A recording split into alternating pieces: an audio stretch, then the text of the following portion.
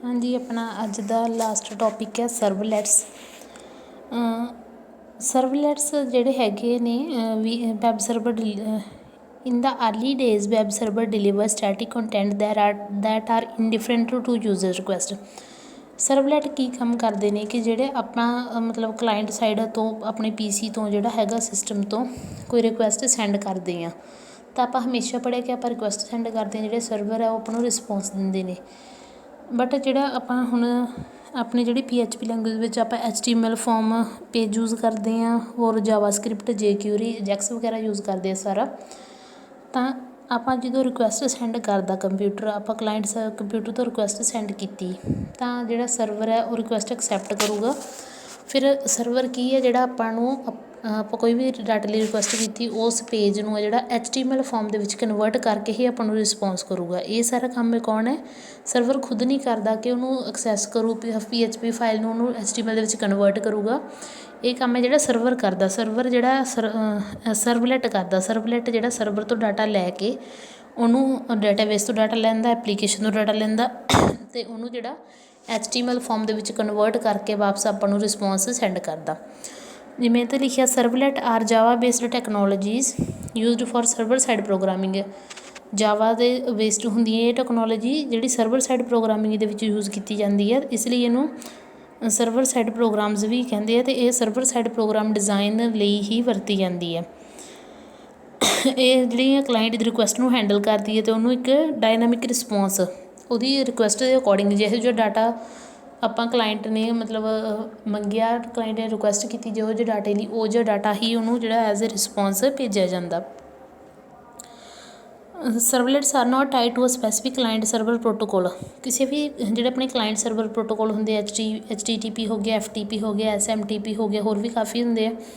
कहते जरूरी नहीं किसी एक प्रोटोकॉल नाल टाइड अप हो ज़्यादातर की है बट फिर भी ये कहते ज़्यादातर HTTP प्रोटोकॉल जिहड़ा अपना हाइपर टैक्सट ट्रांसफर प्रोटोकॉल है वो यूज़ करती है रिक्वेस्ट के रिस्पोंस जिन्होंने आप रिक्वेस्ट के रिस्पोंस प्रोटोकॉल कहने वो HTTP जिहड़ा प्रोटोकॉल है वो यूज़ किया जाता। जो कहते क्लाइंट सेंड करता रिक्वेस्ट नूं सर्वर नूं सेंड करता रिक्वेस्ट तो क्लाइंट भी HTTP प्रोटोकॉल यूज़ करता तो सर्वर जिहड़ा रिस्पोंस रिटर्न करता वापस वो भी की है HTTP प्रोटोकॉल यूज़ करता तो सर्वर नूं क्लाइंट नूं जिहड़ी उहदा डाटा वापस सेंड करता। तो फिर जिहड़ा आपां सर्वलैट HTTP लई यूज़ करांगे उहनूं आपां HTTP सर्वलैट कहांगे। इहदे विच की यूज़ हुंदा प्रोसैस एंड और store the data submitted by HTML form. जिहड़ा डाटा वो प्रोसैस हुंदा जिहड़ा HTML फॉर्म नाल आपां सबमिट करते हैं तो वो स्टोर हुंदा।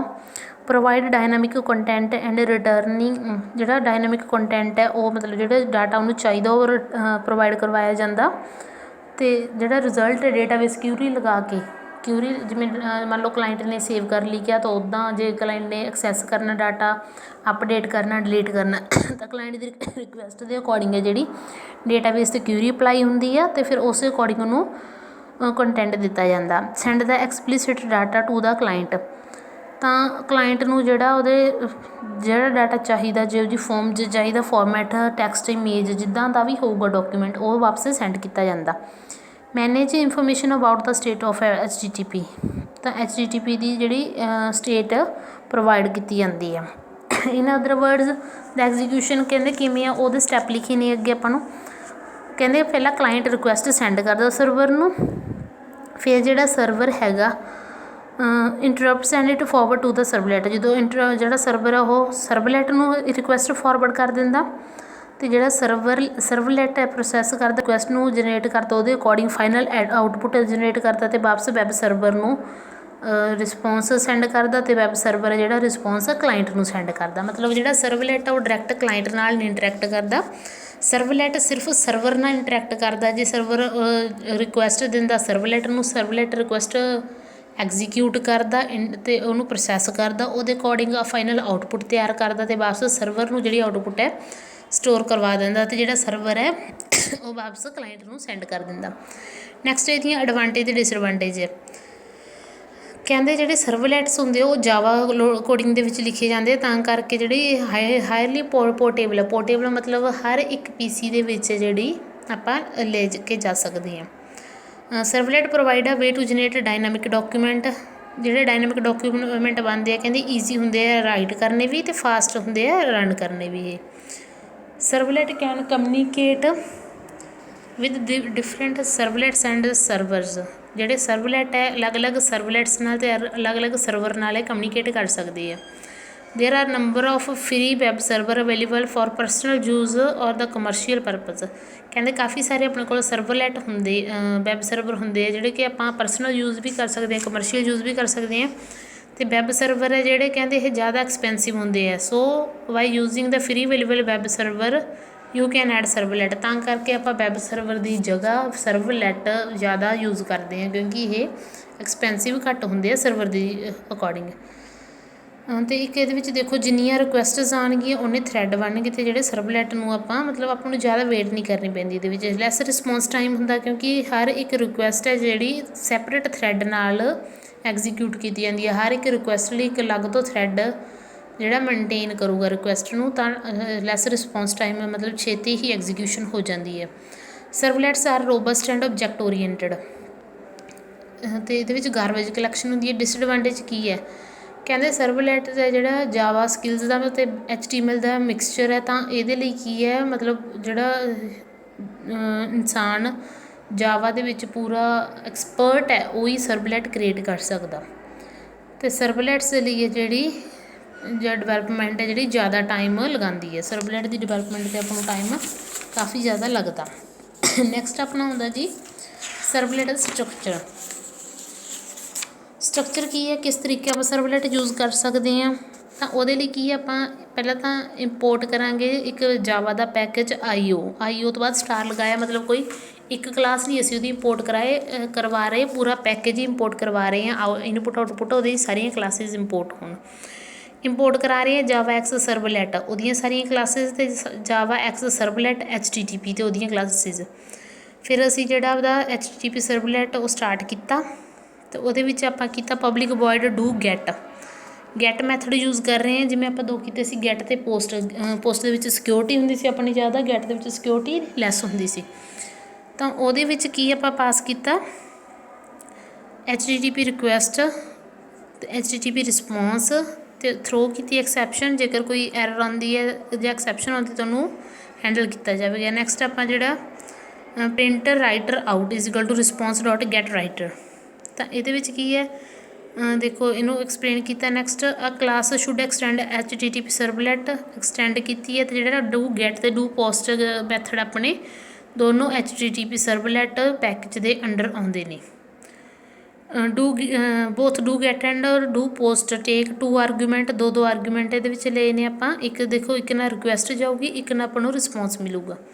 ਜਦੋਂ ਆਪਾਂ ਸੈਂਡ ਕਰਾਂਗੇ HTTP ਦੇ ਥਰੂ ਰਿਕੁਐਸਟ ਤਾਂ ਉਹਨੂੰ ਕਹਾਂਗੇ HTTP ਸਰਵਲੈਟ ਰਿਕੁਐਸਟ ਅਤੇ HTTP servlet response. HTTP servlet request has method by which you can find out incoming. ਜਿਹੜੀ ਇਨਕਮਿੰਗ ਇਨਫੋਰਮੇਸ਼ਨ ਹੈ ਉਹ ਆਪਾਂ HTTP ਰਿਕੁਐਸਟ ਨਾਲ ਫਾਈਂਡ ਆਊਟ ਕਰਾਂਗੇ ਕਿ ਕਿਹੜੀ ਮਤਲਬ ਰਿਕੁਐਸਟ ਜਾ ਰਹੀ ਹੈ ਸਰਵਰ ਕੋਲ, ਅਤੇ ਜਿਹੜੀ ਸਰਵਰ ਕੋਲ ਰਿਸਪੌਂਸ ਆ ਰਿਹਾ ਉਹ ਆਪਾਂ ਕਾਹਦੇ ਨਾਲ ਫਾਈਂਡ ਆਊਟ ਕਰਾਂਗੇ HTTP ਸਰਵਲੈਟ ਰਿਸਪੌਂਸ ਮੈਥਡ ਨਾਲ। ਨੈਕਸਟ ਇੱਕ ਕਲਾਸ ਕੀਤੀ ਆਪਾਂ ਜਾਵਾ IO, ਜਾਵਾ ਸਰਵਲੈਟ ਅਤੇ ਜਾਵਾ HTTP। ਹੁਣ ਦੇਖੋ ਉਹਦਾ ਲਾਈਫ ਸਾਈਕਲ ਕਿ ਸਰਵਲੈਟ ਦਾ ਲਾਈਫ ਸਾਈਕਲ ਕੀ ਹੈ, ਕੀ ਕੁਛ ਉਹਦੇ ਵਿੱਚ ਕੰਟੇਨ ਹੁੰਦੀ ਹੈ ਕੀ ਚੀਜ਼ਾਂ, ਅਤੇ ਕਿੰਨਾ ਟਾਈਮ ਜਿਹੜਾ ਆਪਣਾ ਸਰਵਲੈਟ ਉਹ ਇੰਪਲੀਮੈਂਟ ਰਹਿੰਦਾ, ਕਿੰਨਾ ਟਾਈਮ ਉਹ ਇਨੀਸ਼ੀਅਲਾਈਜ਼ ਰਹਿੰਦਾ। ਉਹਦੇ ਲਈ ਕਹਿੰਦੇ ਜਿਹੜੀਆਂ ਆਪਾਂ ਨੂੰ ਨੀਚੇ ਵਾਲੀਆਂ ਪੁਆਇੰਟਸ ਉਹ ਅੰਡਰਸਟੈਂਡ ਹੋਣੇ ਚਾਹੀਦੇ। ਵੈਬ ਸਰਵਰ ਦੇਖੋ ਜੇਕਰ HTTP ਸਰਵਰ ਨੂੰ ਇਹਨੂੰ ਆਪਾਂ HTTP ਸਰਵਰ ਵੀ ਕਹਿੰਦੇ ਹਾਂ। ਜੇਕਰ ਆਪਣੇ ਕੋਲ ਸਰਵਰ ਹੋਣਾ ਚਾਹੀਦਾ ਜਿਹੜਾ ਕਿ ਆਪਣੀ ਰਿਕੁਐਸਟ ਕਲਾਇੰਟ ਤੋਂ ਲਵੇ ਅਤੇ ਰਿਕੁਐਸਟ ਅਕੋਰਡਿੰਗ ਉਹਨੂੰ ਜਿਹੜਾ ਰਿਸਪੌਂਸ ਸੈਂਡ ਕਰੇ। Web container it is known also as servlet container and servlet engine. ਅਤੇ ਪਾਰਟ ਹੁੰਦਾ ਵੈਬ ਸਰਵਰ ਦਾ ਜਿਹੜਾ ਕਿ ਇੰਟਰੈਕਟ ਕਰਦਾ ਸਰਵਲੈਟ ਨਾਲ, ਅਤੇ ਮੇਨ ਕੰਪੋਨੈਂਟ ਹੁੰਦਾ ਸਰਵਰ ਦਾ ਜਿਹੜਾ ਸਰਵਲੈਟ ਦਾ ਲਾਈਫ ਸਾਈਕਲ ਮਤਲਬ ਸਰਵਰ ਦਾ ਲਾਈਫ ਸਾਈਕਲ ਮੈਨੇਜ ਕਰਦਾ। ਪਹਿਲਾਂ ਸਰਵਲੈਟ ਕ੍ਰੀਏਟ ਕਰਦੇ ਹਾਂ, ਫਿਰ ਇਨਿਟ ਫੰਕਸ਼ਨ ਨੂੰ ਕਾਲ ਕਰਦੇ ਹਾਂ, ਫਿਰ ਸਰਵਿਸ ਫੰਕਸ਼ਨ ਨੂੰ ਕਾਲ ਕਰਦੇ ਹਾਂ, ਫਿਰ ਜਿਹੜਾ ਆਪਣਾ ਸਰਵਲੈਟ ਡਿਸਟਰੋਏ ਕਰ ਦਿੰਦੇ ਹਾਂ। ਤਾਂ ਇਹਦੇ ਵਿੱਚ ਮੈਂ ਸਟੈਪਸ ਵੀ ਇਹ ਲਿਖੇ ਹੋਏ ਹੈ। ਇਨੀਸ਼ੀਅਲਾਈਜ਼ਿੰਗ ਸਰਵਲੈਟ ਬਾਈ ਕਾਲਿੰਗ ਇਨਿਟ ਮੈਥਡ। ਸਰਵਲੈਟ ਕਾਲਸ ਸਰਵਿਸਿਜ਼ ਜਦੋਂ ਪ੍ਰੋਸੈਸ ਕਰੂਗਾ ਕਲਾਇੰਟ ਦੀ ਰਿਕੁਐਸਟ ਨੂੰ। ਸਰਵਲੈਟ ਟਰਮੀਨੇਟਡ ਬਾਈ ਡਿਸਟਰੋਏ। ਇਨਿਟ ਮੈਥਡ ਦੇ ਵਿੱਚ ਕੀ ਹੈ ਸਰਵਲੈਟ ਦੀ ਲਾਈਫ ਬਿਗਿਨ ਹੁੰਦੀ ਜਦੋਂ ਆਪਾਂ ਇਨਿਟ ਮੈਥਡ ਨੂੰ ਕਾਲ ਕਰਦੇ ਹਾਂ। ਇਹਨੂੰ ਕਾਲ ਕਰਨ ਦਾ ਕੀ ਤਰੀਕਾ, ਇਨ ਇਟ ਅਤੇ ਪੈਰੈਂਥੇਸਿਸ ਲਿਖਦੇ ਹਾਂ। Init method is design to be called only once, ਸਿਰਫ ਇੱਕ ਵਾਰ ਆਪਾਂ ਇਹਨੂੰ ਕਾਲ ਕਰ ਸਕਦੇ ਹਾਂ ਜਦੋਂ ਸਰਵਲੈਟ ਆਪਣਾ ਕ੍ਰੀਏਟ ਹੋਇਆ ਅਤੇ ਵਾਰ-ਵਾਰ ਇਹਨੂੰ ਆਪਾਂ ਕਾਲ ਨਹੀਂ ਕਰ ਸਕਦੇ। ਸਰਵਲੈਟ ਕ੍ਰੀਏਟ ਐਂਡ ਇਨੀਸ਼ੀਅਲਾਈਜ਼ ਦਾ ਰਿਸੋਰਸ, ਅਤੇ ਇਹਦੇ ਵਿੱਚ ਕੀ ਹੈ, ਸਰਵਲੈਟ ਕ੍ਰੀਏਟ ਹੁੰਦਾ ਅਤੇ ਫਿਰ ਜਿਹੜਾ ਉਹ ਕਲਾਇੰਟ ਦੀ ਰਿਕੁਐਸਟ ਨੂੰ ਜਿਹੜਾ ਐਗਜ਼ੀਕਿਊਟ ਕਰ ਲੱਗ ਜਾਂਦਾ। ਇਹਦਾ ਸਿੰਟੈਕਸ ਦੇਖੋ, ਪਬਲਿਕ ਵੋਇਡ ਡੇਟਾ ਟਾਈਪ ਦਿੱਤੀ ਆ, in it next parenthesis throw servlet exception ਅਤੇ ਫਿਰ ਉਹਦਾ ਇਨੀਸ਼ੀਅਲਾਈਜੇਸ਼ਨ ਕੋਡ ਲਿਖਾਂਗੇ। ਫਿਰ ਸਰਵਿਸ ਮੈਥਡ ਹੈ ਜਿਹੜਾ ਇਹ ਸਾਰੀਆਂ ਰਿਕੁਐਸਟ ਨੂੰ ਹੈਂਡਲ ਕਰਦਾ ਕਲਾਇੰਟ ਦੀਆਂ ਨੂੰ, ਅਤੇ ਫਿਰ ਉਹਦੇ ਅਕੋਰਡਿੰਗ ਉਹਨੂੰ ਆਊਟਪੁੱਟ ਸੈਂਡ ਕਰਦਾ। ਅਤੇ ਇਹਦੇ ਲਈ ਜਦੋਂ ਇਨਿਟ ਮੈਥਡ ਤੋਂ ਬਾਅਦ ਇਹ ਕਾਲ ਹੁੰਦਾ, ਕਿਉਂਕਿ ਜਦੋਂ ਆਪਣਾ ਸਰਵਲੈਟ ਸਟਾਰਟ ਹੋਇਆ, ਬਿਗਿਨ ਹੋਇਆ, ਉਸ ਤੋਂ ਬਾਅਦ ਹੀ ਆਪਾਂ ਉਹਨੂੰ ਸਰਵਿਸ ਮੈਥਡ ਨੂੰ ਕਾਲ ਕਰ ਸਕਦੇ ਹਾਂ। ਇਹਦੇ ਵਿੱਚ ਕੀ ਹੈ ਦੇਖੋ, ਇਹਦਾ syntax public void service servlet request, ਉਹਦਾ ਇੱਕ ਵੇਰੀਏਬਲ ਬਣਾਇਆ ਰਿਕੁਐਸਟ, ਸਰਵਲੈਟ ਰਿਸਪੌਂਸ ਕਿ ਰਿਕੁਐਸਟ ਵੀ ਐਕਸੈਪਟ ਕਰੂ, ਰਿਸਪੌਂਸ ਵੀ ਐਕਸੈਪਟ ਕਰੂ। ਤਾਂ ਇਹਦੇ ਵਿੱਚ ਕਿ ਦੋ ਮੈਥਡ ਯੂਜ਼ ਕੀਤੇ ਜਾਂਦੇ ਨੇ, ਡੂ ਗੈਟ ਅਤੇ ਡੂ ਪੋਸਟ। ਤਾਂ ਇਹਨਾਂ ਦਾ ਸਿਰਫ ਸਿੰਟੈਕਸ ਦੇਖ ਲਓ, ਸਿੰਟੈਕਸ ਸਿਰਫ ਇੰਨਾ ਫਰਕ ਹੈ, ਇੱਥੇ ਡੂ ਪੋਸਟ ਲਿਖਿਆ ਤਾਂ ਉਹਦੇ ਵਿੱਚ ਡੂ ਗੈਟ ਲਿਖਿਆ ਜਾਂਦਾ।